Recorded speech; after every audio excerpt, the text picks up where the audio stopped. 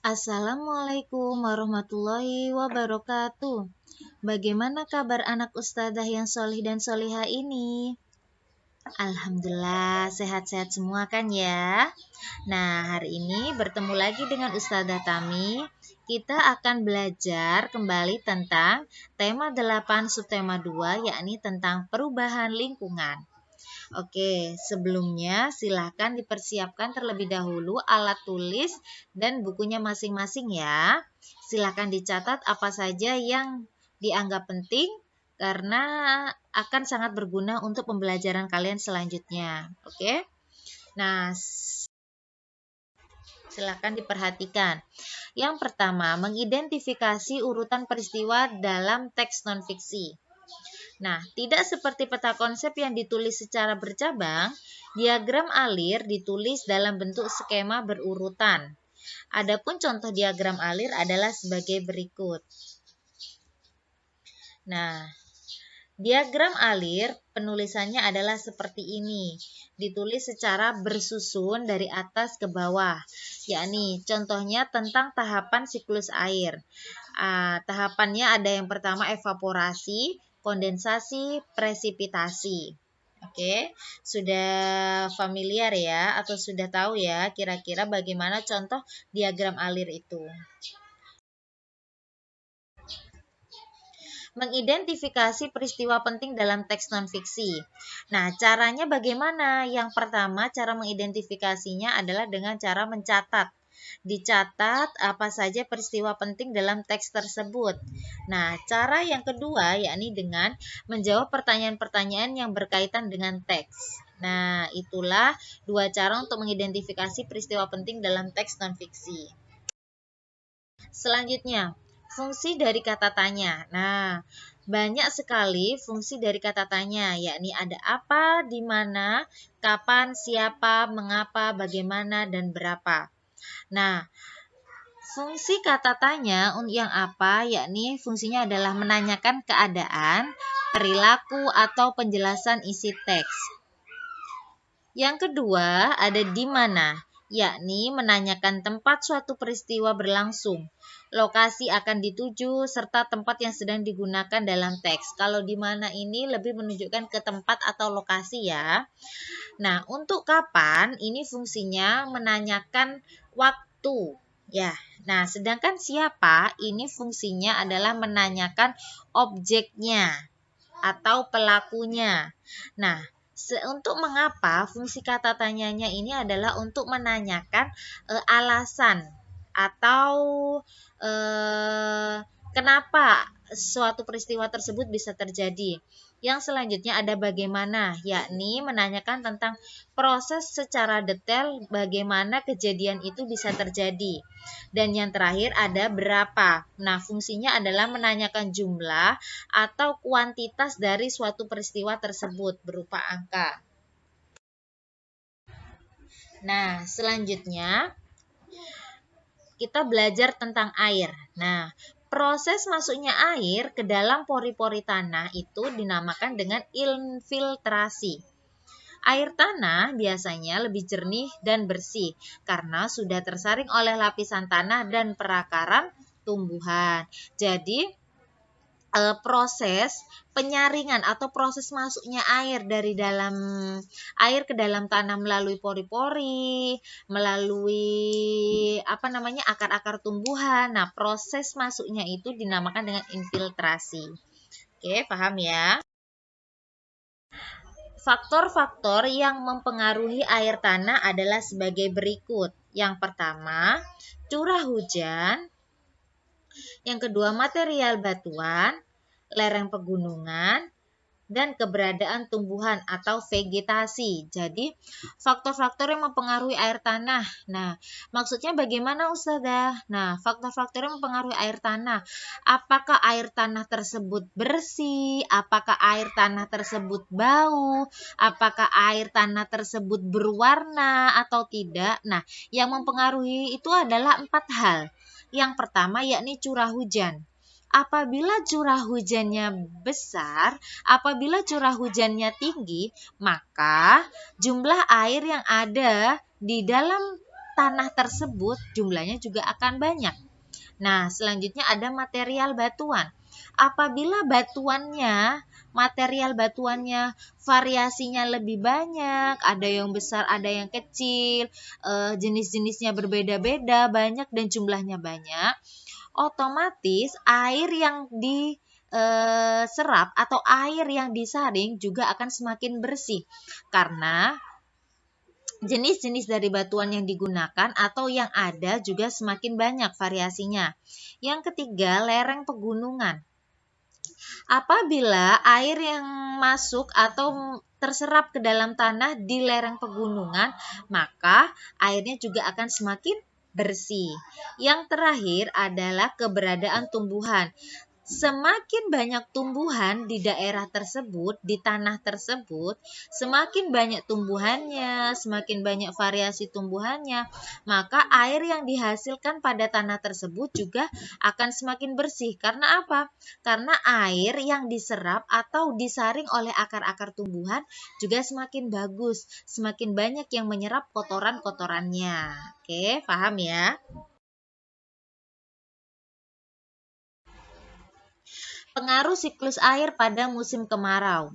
Pada musim kemarau, uap air yang diuapkan jauh lebih banyak sehingga berdampak pada permukaan bumi. Nah, pada musim kemarau, otomatis udara akan sangat panas. Nah, oleh sebab itu, air akan sangat mudah untuk menguap ke udara, menguap ke awan, menguap ke langit. Oleh sebab itu, semakin banyak air yang menguap, maka tanah yang ada di bumi ini juga akan semakin cepat kering atau akan terasa sangat gersang. Selanjutnya, musim kemarau yang berlangsung terus-menerus dapat menyebabkan hal-hal berikut. Nah, musim kemarau yang berlangsung terus-menerus dapat menyebabkan hal-hal berikut. Yang pertama, berkurangnya sumber air minum. Karena apa? Karena banyak air yang menguap. Yang kedua, persawahan menjadi kering dan tanah menjadi retak-retak. Yang ketiga, banyak hewan yang akan mati karena tidak mendapat sumber air, karena air banyak yang menguap. Nomor 4, gagal panen karena banyak tumbuhan yang layu dan mati, karena karena air yang ada di sumbernya, yang ada di dalam tanah juga banyak yang menguap. Yang kelima, penambak tidak dapat membudidayakan ikan dan hewan air lainnya. Ya. Pengaruh siklus air pada musim kemarau. Penguapan air yang lebih banyak dibandingkan hujan yang turun mengakibatkan lingkungan mengalami kekeringan. Nah, kekeringan terjadi karena langkanya ketersediaan air di suatu wilayah pada waktu tertentu. Ustazah, bagaimana sih kok bisa terjadi kekeringan? Lah, bisa terjadi kekeringan atau kemarau ini akibat karena jumlah hujan yang turun ini lebih sedikit. Nah, jumlah hujan yang turun lebih sedikit atau sangat jarang terjadinya hujan. Nah, akan tetapi udara yang ada di bumi ini semakin panas. Oleh sebab itu, air yang ada di dalam tanah semakin banyak menguap, semakin cepat menguap dibandingkan air hujan yang turun. Keberadaan pohon sangat penting karena akar pohon membantu menggemburkan tanah, sehingga tanah dapat menyerap dan menyimpan air hujan. Air tanah tersebut disimpan di bawah tanah, sehingga kita bisa menggunakannya ketika musim kemarau tiba. Itulah kenapa pada daerah pedesaan, pada daerah pegunungan, sumber airnya itu masih banyak. Nah, karena banyak pepohonan yang tersedia atau yang ada yang tertanam di daerah tersebut. Semakin banyak pepohonan, maka semakin banyak juga air yang disimpan oleh akar-akar tumbuhan. Oke, sekarang kita belajar tentang pola lantai tari daerah. Pola lantai adalah pola gerakan yang dilakukan oleh seorang penari dengan melakukan perpindahan secara berpola dan pergeseran posisi dalam ruang menari. Pola lantai juga berfungsi untuk membuat posisi dalam ruang gerak ketika menari. Nah, jadi pola lantai itu adalah pola gerakan yang dilakukan seorang penari. Polanya bagaimana, Ustazah? Nah, pola itu bagaimana maksudnya, Ustazah? Pola itu maksudnya adalah bentuk. Bentuknya bagaimana, susunannya bagaimana, itu yang dinamakan dengan pola. Nah, pola lantai gerak tari. Pola lantai berupa garis lurus dapat dikembangkan menjadi beberapa pola lain, di antaranya horizontal, diagonal, garis lurus ke depan, zigzag, segitiga, segi empat, segi lima. Nah, selanjutnya, pola lantai berupa garis lengkung dapat dikembangkan menjadi pola lantai lingkaran, angka 8, garis lengkung ke depan dan ke belakang.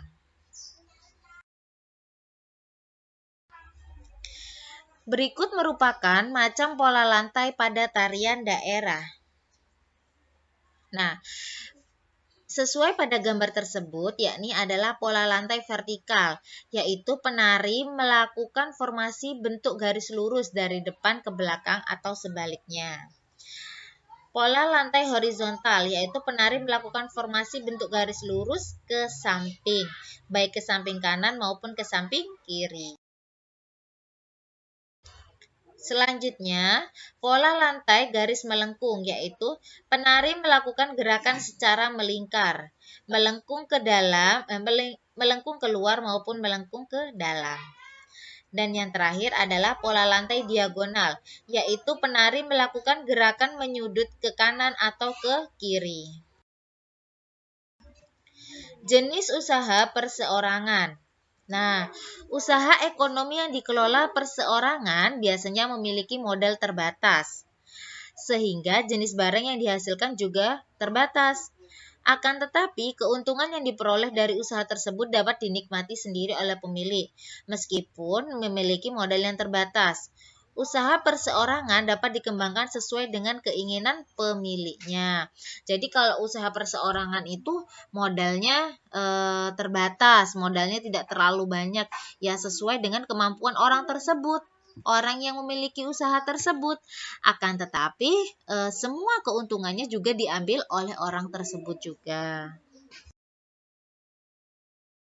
Contoh usaha perseorangan antara lain sebagai berikut: usaha pertanian, usaha perdagangan, usaha jasa, dan industri perseorangan. Jenis usaha kelompok. Nah, usaha kelompok biasanya dikelola dan dimiliki oleh lebih dari satu orang. Usaha kelompok memiliki modal yang besar yang berasal dari beberapa pemilik, sehingga mampu menghasilkan barang atau jasa yang beragam jenisnya. Jadi kalau usaha kelompok ini cenderung memiliki modal yang lebih besar dari beberapa orang, beberapa pemilik. Jadi pemiliknya tidak hanya satu, namun ada lebih dari satu orang. Nah, akan tetapi modal yang dikeluarkan juga cukup besar. Nah, namun untung atau pendapatan yang didapatkan atau laba yang didapatkan juga dibagi bersama. Beberapa contoh usaha kelompok adalah sebagai berikut, yakni BUMN, firma, persekutuan komanditer, perseroan terbatas atau PT, dan koperasi.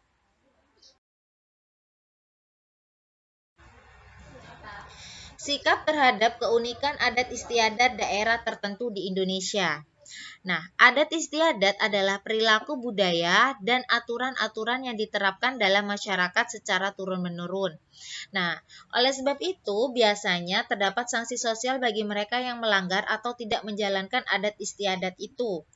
Jadi apa itu adat istiadat, Ustazah? Saya tahu, Ustazah, tapi saya nggak ngerti definisinya apa. Jadi adat istiadat yaitu perilaku budaya atau aturan-aturan di setiap daerah. Jadi adat istiadat di tiap-tiap daerah itu pasti berbeda sesuai dengan tempatnya masing-masing. Adat di daerah Jawa sama di daerah Kalimantan juga berbeda. Jangankan Jawa dengan Kalimantan, Antara Jawa Timur dengan Jawa Tengah aja berbeda. Jangan terlalu jauh. Nah, adat di daerah Probolinggo dengan adat di daerah Lumajang itu saja sudah berbeda, apalagi dengan daerah-daerah yang di luar Jawa atau di luar pulau. Nah, adat istiadat mengandung nilai-nilai luhur yang berasal dari nenek moyang. Kita harus menghargai adat istiadat tiap daerah dimanapun kita berada. Hal itu dapat dilakukan antara lain dengan cara berikut. Yang pertama, mempelajari adat istiadat daerah yang kita kunjungi. Jadi dipelajari dulu sebelum kita mengunjungi daerah tersebut. Gunanya apa? Agar kita tidak salah tentang adat di sana. Yang kedua, mematuhi aturan dalam adat istiadat di tiap daerah. Apapun itu adatnya, walaupun berbeda dengan adat kita tetap harus mematuhi aturannya. Yang ketiga, tidak melakukan hal-hal yang dilarang dalam adat istiadat daerah tersebut. Nah, jadi kita tidak atau jangan sampai melanggar apa-apa saja adat yang ada di daerah tersebut. Oke, paham ya? Selanjutnya, pelestarian adat istiadat di tiap daerah di Indonesia memiliki tujuan sebagai berikut. Yang pertama, melindungi dan membina adat istiadat serta nilai sosial budaya masyarakat. Yang kedua, menumbuhkan semangat kebersamaan dan kegotong royongan. Yang ketiga, memelihara kelestarian dan keseimbangan lingkungan alam.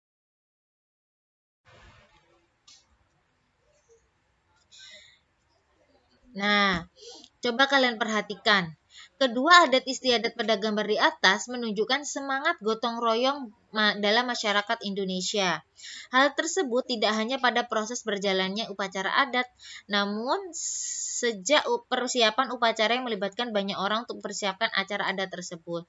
Jadi banyak sekali acara adat yang dilakukan secara bersama-sama, yang dilakukan secara bergotong royong, tidak hanya di Jawa ataupun di Bali, tapi di daerah-daerah lainnya juga. Tidak hanya di Probolinggo atau di Jawa Timur, tapi juga di daerah-daerah lainnya. Nah, kedua adat tersebut menunjukkan semangat gotong royong antar satu warga dengan warga yang lainnya, baik saat proses acara maupun sebelum acara tersebut dilakukan. Sikap dalam upaya melestarikan keberagaman budaya di Indonesia. Yang pertama, menggunakan pakaian adat saat acara-acara tertentu. Yang kedua, melakukan upacara adat sesuai dengan aturannya. Membeli berbagai hasil kebudayaan daerah seperti kain, patung, dan lain-lain. Dan yang terakhir, mematuhi berbagai aturan adat di suatu daerah. Alhamdulillahirrabbilalamin. Pembelajaran kita hari ini sudah cukup sampai di sini. Apabila masih ada yang ingin ditanyakan atau belum jelas, bisa ditanyakan ke Ustazah ya. Sebelumnya silahkan tetap rajin belajarnya di rumah masing-masing walaupun sudah jenuh. Jangan lupa ibadahnya, puasa, sholat wajib dan sholat sunnahnya, hafalannya, dan juga menjaga kesehatan karena pandemi masih belum berakhir ya anak-anak ya. Oke, Ustazah akhiri dulu. Wassalamualaikum warahmatullahi wabarakatuh.